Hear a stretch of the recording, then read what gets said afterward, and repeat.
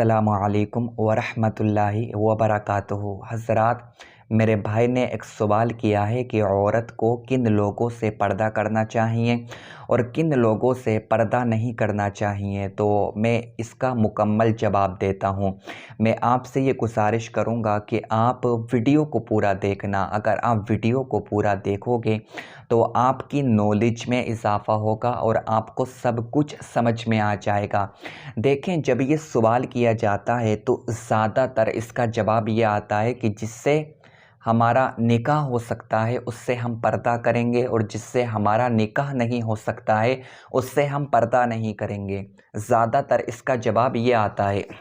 अगर कोई औरत पूछती है, इसी तरह से कुछ लोग ये कहते हैं कि जो महरम है उससे पर्दा नहीं है, जो गैर महरम है उससे पर्दा है।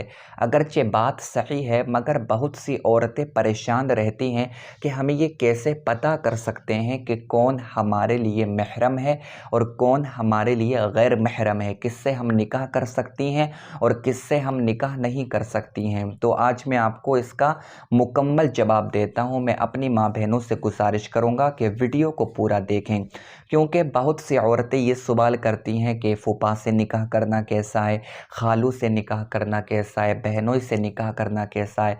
देखें, कोई साली अपने बहनोई से निकाह कर सकती है, मगर कब कर सकती है?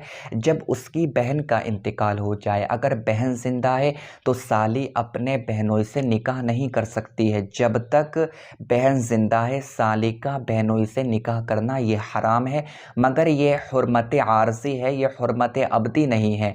जैसे ही बहन का इंतकाल होगा तो साली का बहनोई से निकाह करना जायज़ हो जाएगा। मगर हुर्मत आर्ज़ी तो है, मगर उसके बाद में भी उससे पर्दा करना जायज़ होगा। बहनोई से साली का पर्दा है। कुछ लोग ये समझते हैं कि जो साली होती है वो आधी घरवाली होती है, तो साली बहनोई से पर्दा नहीं करेगी। वो लोग जहालत की बुनियाद पर, लाइल्मी की बुनियाद पर ऐसा सोचते हैं। ऐसा कुछ भी नहीं है। साली का बहनोई से पर्दा है। देखें, दूसरी चीज़ ये है कि बाज़ औक़ात ऐसा होता है कि हम दो औरतों को अपने निकाह में एक वक्त में नहीं रख सकते हैं। जैसे कोई लड़की अपने खालू से निकाह नहीं कर सकती है, मगर कब तक नहीं कर सकती है? जब तक कि उसकी खाला ज़िंदा है। अगर खाला का इंतकाल हो जाए तो उस लड़की का अपने खालू से निकाह करना जायज़ हो जाएगा। मगर एक साथ में वो शख्स खाला को और उसकी भांजी को अपने निकाह में नहीं रख सकता है।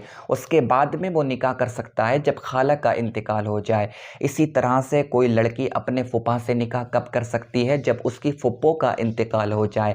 अगर फुप्पो ज़िंदा है तो वो अपने खालू से निकाह नहीं कर सकती है।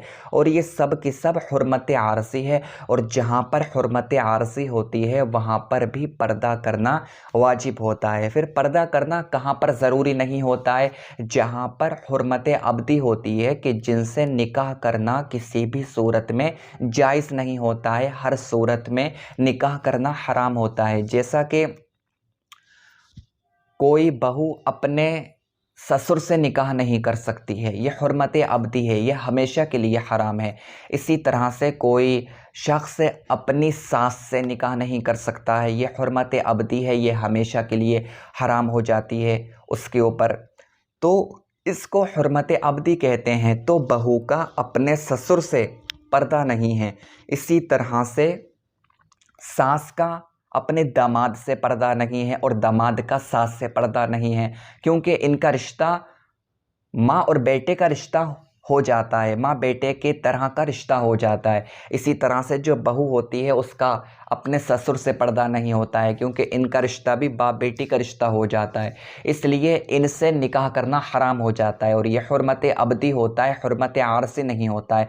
हुर्मत आर्ज़ी यही होता है जो मैंने आपको बताया है, फूफा से निकाह करना या बहनों से निकाह करना या खालों से निकाह करना उस वक्त जायज़ है जबकि फुप्पो का या अपनी बहन का इंतकाल हो जाए। अगर उनका इंतकाल नहीं होगा तो आपके लिए उनसे निकाह करना हराम होगा, यानी बहनोई से या खालू से या फूफा से।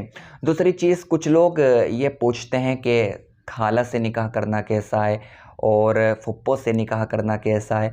देखें, कोई भी शख्स अपनी खाला से अपनी फुप्पो से निकाह कर सकता है, मगर कब कर सकता है? अगर फुप्पो और खाला सगी नहीं है। अगर सगी खाला है, सगी फुप्पो है, तो सगी खाला सगी फुप्पो से निकाह करना हराम है। अगर खाला और फुप्पो सगी नहीं है तो इनसे निकाह हो सकता है, इनसे निकाह हो सकता है, निकाह करने में कोई हर्ज नहीं है। तो मुझे उम्मीद है कि आपको मसला समझ में आ गया होगा। लेकिन जहाँ पर हुर्मत आरज़ी है उस जगह पर भी पर्दा करना वाजिब है। जैसा कि कुछ लोग ये समझते हैं कि भाभी का देवर से पर्दा नहीं है, साली का बहनोई से पर्दा नहीं है, जेठ से पर्दा नहीं है, इसी तरह से और फूफा से पर्दा नहीं है, खालू से पर्दा नहीं है। तो ऐसा नहीं है, इन सब से पर्दा करना ज़रूरी है। इन सब से पर्दा होगा, क्योंकि इन सब से आप का निकाह हो सकता है।